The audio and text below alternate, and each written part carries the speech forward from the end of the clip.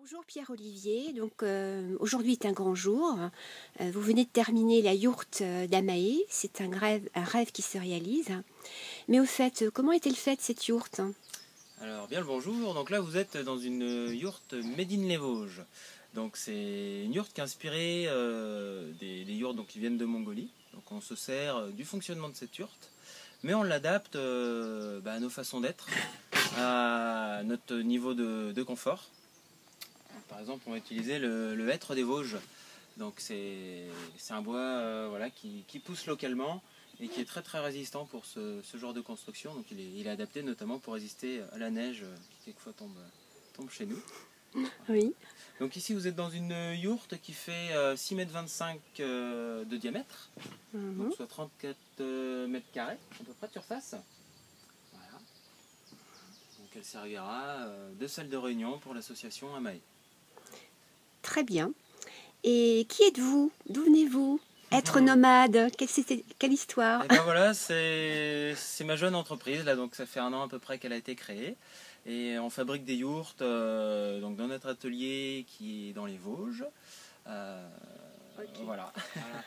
Pierre-Olivier, est-ce que tu peux nous expliquer qu'est-ce qu'il y a derrière cette bonbonnière? Oui, bien sûr. Donc déjà pour que vos réunions soient bien conviviales, on a mis une bonne isolation en laine de mouton. Donc on a jusqu'à 18 cm de laine de mouton sur le toit, 12 cm sur les murs. Donc avec ça, Ah oui. ça permet un confort thermique aussi bien l'été, pour garder de la fraîcheur, que l'hiver, pour avoir une belle chaleur. Effectivement, je confirme, hein. Voilà. Il fait pas trop chaud dans la yourte, il fait juste bon. Et ensuite, donc à l'extérieur, on a une toile en fibre acrylique donc qui garantit une étanchéité et une protection aux UV. D'accord. L'entretien facile.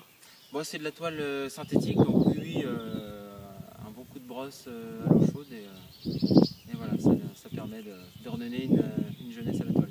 Ça vit combien de temps une yourte? Et bien, du coup, on a la toile extérieure qui a une durée de vie d'à peu près 7-8 ans. Et sinon, après, quand on entretient bien nos structures, on a des yourtes qui peuvent durer très très longtemps. D'accord. Et est-ce que tu fais aussi des yourtes pour les habitations? Bien sûr, du coup, c'est les projets qui sont développés en ce moment.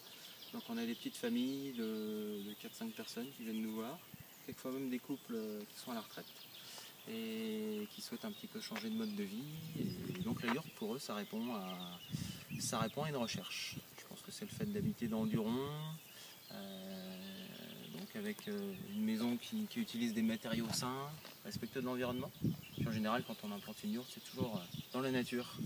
Voilà. En plein dans le développement durable. Ah bah ça, oui, c'est une des réponses en tout cas, je pense, à cette problématique. Ouais. Tu as un site internet? Oui, donc vous pouvez retrouver pas mal d'infos sur www.être, donc comme l'arbre, -nomade.com. À bientôt alors. Merci.